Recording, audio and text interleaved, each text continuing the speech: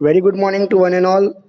आज हम लोग यहाँ पर इंडियाज़ फॉरेन ट्रेड पॉलिसी 2015 का सेकेंड टॉपिक देखने वाले हैं। लास्ट लेक्चर में हम लोगों ने इंडियाज़ फॉरेन ट्रेड पॉलिसी 2015-20 का हाइलाइट्स देखा था। आज हम लोग उसका इम्प्लीकेशन देखने वाले हैं कि कैसे इंडियाज़ फॉरेन ट्रेड पॉलिसी 2015-20 को इम्प्लीकेट किया गया। अब दोस्तों बात यहाँ पर ये है कि जिन लोगों ने लास्ट का लेक्चर अटेंड नहीं किया था या जिन लोगों को लास्ट का लेक्चर नहीं मिला उनके लिए इस वीडियो के डिस्क्रिप्शन में आपको लिंक मिल जाएगा। बहरहाल आज का लेक्चर शुरू करते हैं हम लोग। तो देखिए दोस्तों, जैसे कि हमको पता है कि जो हमारा फॉरेन मिनिस्ट्री है वो इंडिया का ओवरऑल ट्रेड पॉलिसी फ्रेम करता है 5 इयर्स के लिए। तो जो लास्ट रिसेंट ट्रेड पॉलिसी है, फॉरेन ट्रेड पॉलिसी, वो 2015 एंड 20 के लिए। ये जो पॉलिसीज बनाई जाती है इसका इम्प्लीकेशन होता है बाय DGFT। DGFT इसका इम्प्लीकेशन करता है। Now DGFT is directorate general of foreign trade. तो DGFT द्वारा इसका इम्प्लीकेशन किया जाता है। जब DGFT इसका इम्प्लीकेशन करता है या जब DGFT ने इंडियन फॉरेन ट्रेड पॉलिसी 2015-20 का इम्प्लीकेशन किया तो क्या मेजर चेंजेस किए गए पॉलिसी में वो हम लोग देखेंगे, उसका क्या इफेक्ट हुआ वो हम लोग देखेंगे। तो आइए शुरू करते हैं। बिफोर स्टार्टिंग द लेक्चर आपको पहले ही बताना चाहूँगा, कोई भी डाउट होगा मेल आईडी और व्हाट्सएप नंबर है, you can contact me as and when you want. तो आइए दोस्तों शुरू करते हैं। सबसे पहले बात करते हैं इम्प्लीकेशन ऑफ FTP 2015 एंड 20 के अंडर में जो सबसे बड़ा कदम लिया गया, that was make in India scheme. As you know, आपने इकोनॉमिक्स में भी ये टॉपिक देखा होगा। मेक इन इंडिया स्कीम जो है इंडिया का, आप कह लीजिए फ्लैगशिप स्कीम है, ये कह लीजिए आप। इस स्कीम के अंडर में ओवरऑल बूस्ट करने की कोशिश की गई उन इंडस्ट्रीज़ को जो इंडिया में मैन्युफैक्चरिंग सेक्टर में काम कर रही हैं। गाइज, इसके पहले एक स्कीम हुआ करता था जिसको कहा जाता है made in India scheme. Made in India और मेक इन इंडिया स्कीम में क्या डिफरेंस है वो भी मैं बता रहा हूँ, ध्यान से सुनिए आप।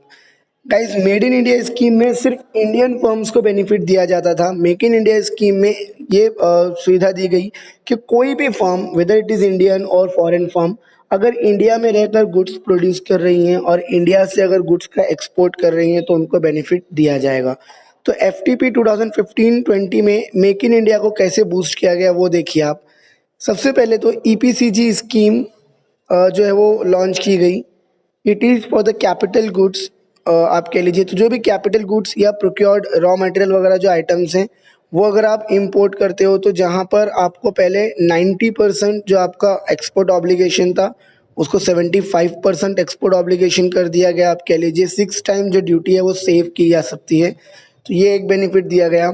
इसके अलावा higher level reward under MEIS scheme, हम लोगों ने लास्ट टाइम देखा कि आपको जो भी आप MEIS स्कीम के अंदर में आप 2% से लेकर आपको 5% तक रिवॉर्ड्स जो है वो दिए गए हैं अंडर दिस स्कीम। यानी कि अगर आप इंपोर्ट करते हो MEIS स्कीम के अंडर में मर्केंडाइज आइटम्स का या कह लीजिए कैपिटल गुड्स का या रॉ मटेरियल्स का, तो आपका जो ड्यूटी है, इंपोर्ट ड्यूटी 2% से 5% का जो ड्यूटी है वो आपको ड्यूटी फ्री स्क्रिप्ट के रूप में आपको रिटर्न कर दिया जाएगा। यानी कि आपका टैक्स यहाँ पर सेव हो जाएगा। तो that was the very first scheme, boost to make in India scheme. Guys याद रखिए, मेक इन इंडिया स्कीम के जरिए ही एक्सपोर्ट को बढ़ाया जा सकता है, क्योंकि मेक इन इंडिया स्कीम के अंडर में जब आप मैक्सिमम प्रोडक्शन करोगे, जब आप अपने जो इंडस्ट्रीज उनको प्रोडक्शन के फैसिलिटीज़ प्रोवाइड करोगे, कम रेट पर रॉ मटेरियल और टेक्नोलॉजी प्रोवाइड करोगे, तभी मेक इन इंडिया होगा और तभी आपका एक्सपोर्ट जो है वो बढ़ेगा। तो that was the first implication, आप कह लीजिए।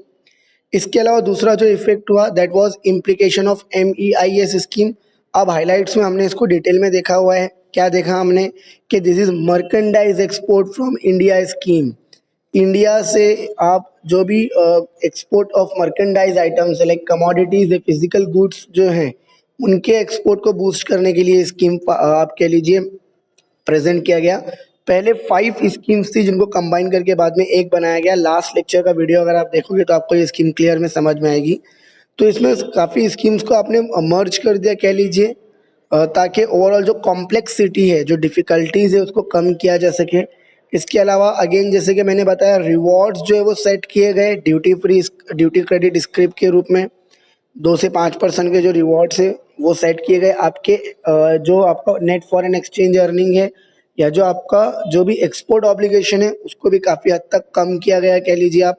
सेज यूनिट और ईएचटीपी यूनिट जो है उनको अपॉर्चुनिटी दी गई कि वो 360 डेज तक नेट फॉरेन एक्सचेंज जो है उनका एनएफई जिसको हम लोग कहते हैं नेट फॉरेन एक्सचेंज, वो पहले 180 दिन में देश में आना ज़रूरी था, अब उनको अपॉर्चुनिटी दी गई कि वो 360 डेज तक का क्रेडिट जो है वो दे सकते हैं।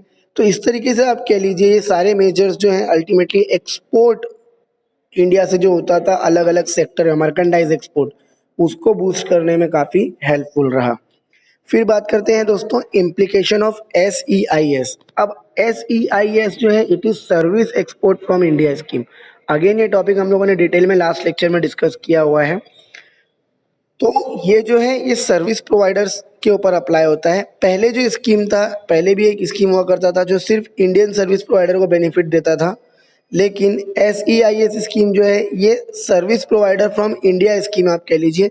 हर एक सर्विस प्रोवाइडर जो इंडियन हो या इंडियन ना हो उसके लिए ये स्कीम है। तो instead of Indian service provider जितने भी सर्विस प्रोवाइडर इंडिया में हैं उनके लिए ये स्कीम बनाया गया कह लीजिए आप। Thus this provide reward for all the service provided in notified services। guys दो बातें यहाँ पर होती हैं, notified services in the notified market, notified product in the notified market, ये वर्ड यूज होते हैं, इसका मतलब समझिए।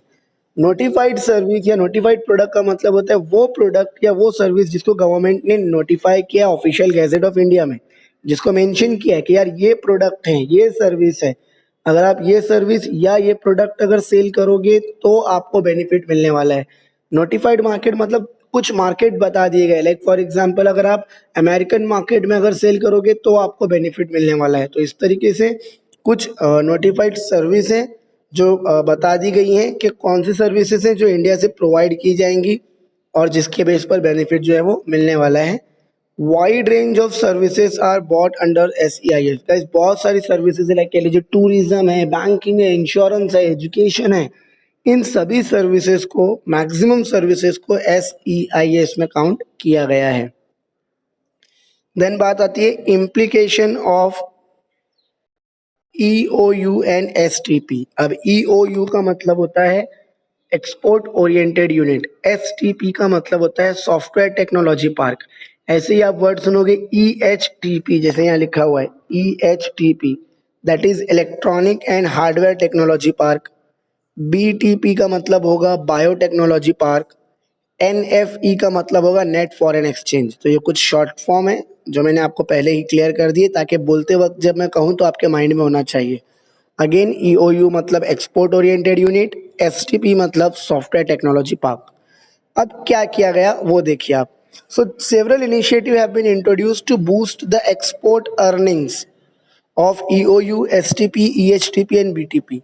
For instance, extension of 1 year in achieving NFE। Guys देखिए जो भी आपके STP, EOU, EHTP या BTP हैं ये कुछ स्पेसिफाइड एरियाज हैं जिनको सिर्फ एक्सपोर्ट को बूस्ट करने के लिए बनाया गया है, like they are like an industrial state जिनको अलग से बेनिफिट दिया जाता है। तो ये जो EOU या STP या BTP या EHTP जो है इनको बहुत सारे बेनिफिट्स दिए गए ताकि इनके एक्सपोर्ट को बढ़ाया जा सके, इनकी एक्सपोर्ट अर्निंग को बढ़ाया जा सके। जैसे फॉर एग्जांपल जितना भी जो नॉर्मल एक्सपोर्टर होते हैं वो सिर्फ 180 डेज का क्रेडिट दे सकते हैं, आप कह लीजिए 180 दिन यानी 6 महीने का क्रेडिट जो है वो दे सकते हैं। लेकिन ये जो आप कह लीजिए EOU या STP हैं इनको अलाउ किया गया that they can the net foreign exchange earning जो है इनका 1 ईयर तक ये लोग होल्ड पर रख सकते हैं, यानी कि नेट फॉरेन एक्सचेंज अर्निंग को इंडिया में लाने के लिए इनको कह लीजिए अब 360 डेज का टाइम दिया गया, 1 साल का क्रेडिट ये दे सकते हैं। इसके अलावा they can also share the infrastructure, जितने भी यूनिट्स हैं आपस में जो भी इंफ्रास्ट्रक्चर है उसको शेयर कर सकती हैं। लाइक फॉर एग्जांपल मैंने अगर कोई मशीन लाया तो वो मशीन में किसी और को दे सकता हूँ। इतना ही नहीं, ये सारी चीज़ें जो हैं ये इसीलिए की गई ताकि आप अपना नेट फॉरेन एक्सचेंज अर्निंग जो है वो बढ़ा सको। Guys even though they can retain the net foreign exchange earning, ये लोग अपने अकाउंट में net foreign exchange earning retain करके भी रख सकते हैं। नॉर्मली एक नॉर्मल एक्सपोर्टर को ये अलाउड नहीं है कह लीजिए आप। So that is the implication of EOU and STP। आगे बढ़ते हैं, बात करते हैं implication of approved export scheme. देखिए implication of approved export scheme का मतलब क्या है। लास्ट लेक्चर में हम लोगों ने स्टेटस होल्डर का कॉन्सेप्ट देखा था कि कुछ स्टेटस होल्डर होते हैं, कुछ एक्सपोर्ट हाउस जो होते हैं उनको स्टेटस होल्डर घोषित किया जाता है। गाइस जब आपका एक्सपोर्ट काफ़ी ज़्यादा होता है तो आपको स्टेटस होल्डर का पोजीशन मिलता है आपके लिए। लाइक मान लीजिए अगर आप 3 मिलियन का अगर आपका एक्सपोर्ट है लास्ट 2 ईयर्स का, तो आप 1 स्टार एक्सपोर्ट हाउस हो जाते हो। सिमिलरली जैसे जैसे आपका एक्सपोर्ट बढ़ता जाता है तो आपके स्टार्स भी है जो बढ़ते जाते हैं। आप 1 स्टार से 2 स्टार, 3 स्टार, 4 स्टार, 5 स्टार तक जा सकते हो कह लीजिए आप। तो यहाँ पर जो एक्सपोर्ट हाउस हैं इनको बेनिफिट दिया गया। क्या कहा गया, जो स्टेटस होल्डर है इनको बेनिफिट दिया गया। They are allowed to self certify their manufactured goods originating from India with a view to qualifying the preferential trade agreement. Guys मेरी बात ध्यान से सुनिए आप।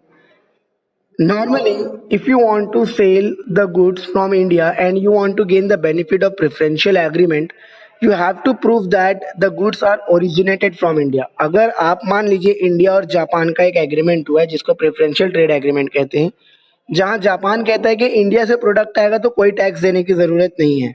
बात को ध्यान से सुनिए। आप इंडिया से प्रोडक्ट सेल कर रहे हो तो आपको ये प्रूफ करना पड़ेगा कि प्रोडक्ट इंडिया का ही है।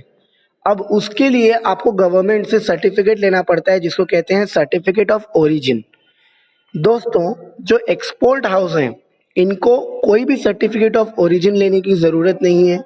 They can self certify. अब सेल्फ सर्टिफाई का मतलब क्या होता है, ये लोग खुद अपने प्रोडक्ट को सर्टिफाई कर सकते हैं कि the goods belongs to India. इन्हें कोई भी गवर्नमेंट डिपार्टमेंट से परमिशन लेने की ज़रूरत नहीं है कह लीजिए आप। तो ये बेनिफिट जो है वो यहाँ पर दे दिया गया।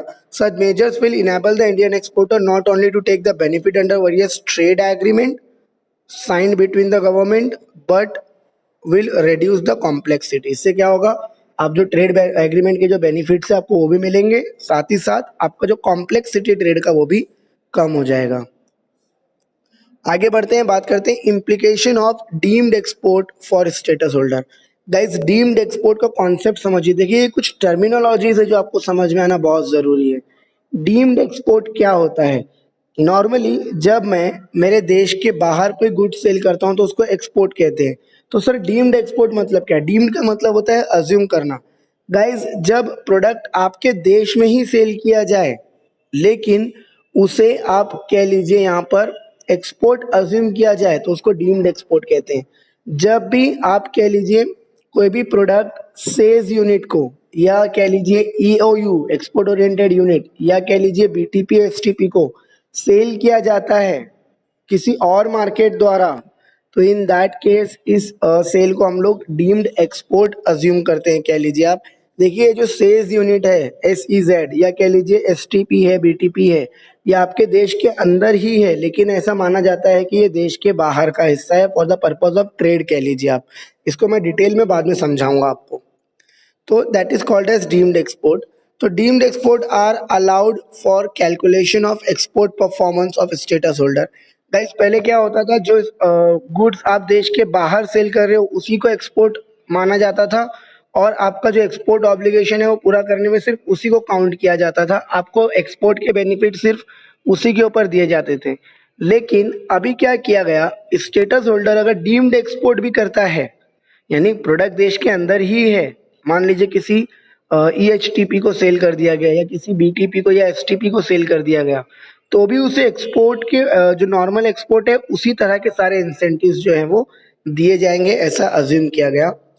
Then after there was implication of use of technology. तो FTP 2015 एंड 20 में अल्टीमेटली टेक्नोलॉजी को बहुत ज़्यादा इंपॉर्टेंस दिया गया। जैसे कि आपने लास्ट लेक्चर में भी देखा होगा कि ऑनलाइन सारी चीज़ें कर दी गई। आप कह लीजिए E-गवर्नेंस सिस्टम जो है वो अप्लाई किया गया, टेक्नोलॉजी का यूज़ जो है उसको इंक्रीज़ किया गया और ट्रांजैक्शन कॉस्ट जो है उसको कम करने की कोशिश की by increasing the use of technology कह लीजिए आप। फॉर एग्जांपल ये डिसाइड किया गया ऑनलाइन प्रोसीजर यूज़ होगा for uploading all document. Even अगर आपको चार्टेड अकाउंटेंट या कॉस्ट अकाउंटेंट या कंपनी सेक्रेटरी का सर्टिफिकेट भी अटैच करना है तो आप डिजिटल सिग्नेचर के साथ में उसको अटैच कर सकते हो ताकि आपका टाइम और मनी सेव हो सके। तो अल्टीमेटली आप कह लीजिए इस तरीके से टेक्नोलॉजी के यूज़ को बूस्ट किया गया। E-commerce boost to e-commerce export आप कह लीजिए। ई कॉमर्स एक्सपोर्ट मतलब now you know very well Amazon, Flipkart वगैरह के ज़रिए जो ट्रेडिशनल इंडस्ट्रीज़ हैं वो अपना प्रोडक्ट जो है इंटरनेशनल मार्केट में सेल कर रही हैं। So that is because of e-commerce कह लीजिए आप। तो जो भी कंसंट्रेशन है, एम्फसाइज़ है वो ई-कॉमर्स के ऊपर दिया गया ताकि ई-कॉमर्स एक्सपोर्ट को बढ़ाया जा सके। Ultimately this measure will help to boost the export. इससे ई-कॉमर्स एक्सपोर्ट जो है वो बढ़ेगा कह लीजिए आप। बिसाइड दिस ट्रेड डिस्प्यूट को सॉल्व करने के लिए लास्ट लेक्चर में भी हमने देखा कि गाइस जब दो कंट्रीज आपस में डील कर रहे हैं तो यार ट्रेड डिस्प्यूट तो होने ही वाला है। तो इस ट्रेड डिस्प्यूट को जितना जल्दी सॉल्व किया जाए उतना बेहतर है। इसीलिए एक कमेटी अपॉइंट की गई जिसे कहा गया committee on quality complain and trade dispute, CQCTD, committee on quality complain and trade dispute.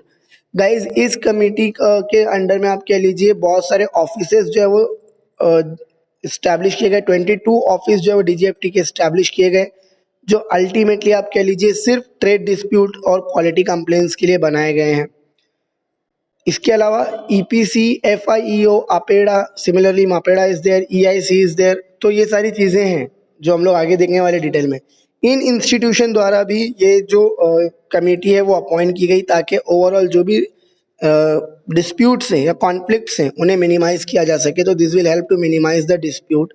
Same time इससे आप कह लीजिए इंडिया का एक्सपोर्ट जो है वो भी काफ़ी हद तक बूस्ट होने वाला है। तो ट्रेड डिस्प्यूट को ख़त्म करने के लिए एक स्टेप लिया गया कह लीजिए आप। Then after boost to sales unit. अब जो सेल्स यूनिट है स्पेशल इकोनॉमिक जोन, तो उन सेल्स यूनिट का एक्सपोर्ट बढ़ाने के लिए उनको एडिशनल बहुत सारे बेनिफिट दिए गए। लाइक कह लीजिए government has extended the benefit. जो भी बेनिफिट नॉर्मली MEIS या SEIS में जो दिए गए थे उन बेनिफिट्स को काफ़ी हद तक और बढ़ा दिया गया सेल्स यूनिट के लिए। जैसे फॉर एग्जांपल जो नेट फॉरेन एक्सचेंज अर्निंग है 180 डेज़ की जगह 360 डेज़ तक ये लोग अपने देश में ला सकते हैं, तो टाइम पीरियड बढ़ा दिया गया। इसके अलावा इंफ्रास्ट्रक्चर शेयरिंग का बेनिफिट दिया गया इनको। इंसेंटिव्स जो दिए जाते हैं सेल्स को वो बढ़ा दिए गए ताकि अल्टीमेटली सेल्स के परफॉर्मेंस को इम्प्रूव किया जा सके। तो दोस्तों यूँ कह लीजिए आप कि ये जो हम लोगों ने 10 पॉइंट देखे लास्ट लेक्चर में, हमने जो हाइलाइट्स देखा था पॉलिसी का, उन्हीं को इम्प्लीकेट करने के लिए जो पॉइंट्स हैं बनाए गए हैं, यानी कि वहाँ कह लीजिए आप प्लानिंग था, यहाँ पर उसका एग्जीक्यूशन हुआ है। So that is all about the implication of foreign trade policy. Listen to me very carefully. इस इम्प्लीकेशन और हाईलाइट ये दो क्वेश्चन में से एक क्वेश्चन आपको 110% एग्जाम में पूछने वाला है। So these are the important question you can say. तो आज के लिए इतना ही। Thank you, have a great day. कोई डाउट है तो आप मुझे मैसेज या व्हाट्सएप कर सकते हो।